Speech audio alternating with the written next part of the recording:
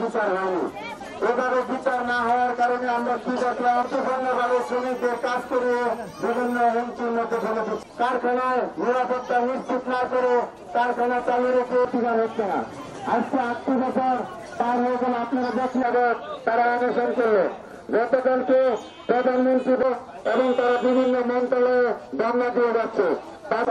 তাদের শেষ করলাম দুনিয়ার মধ্যে এক হয়।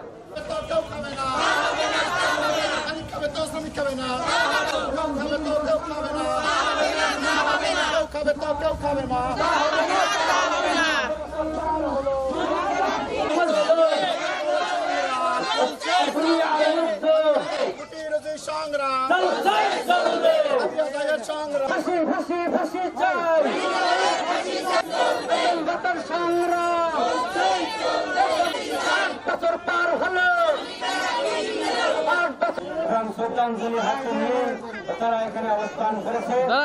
এই সাথে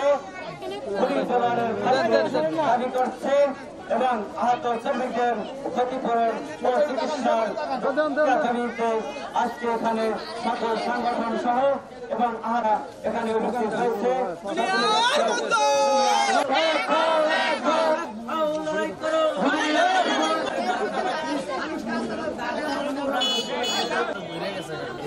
নভেম্বর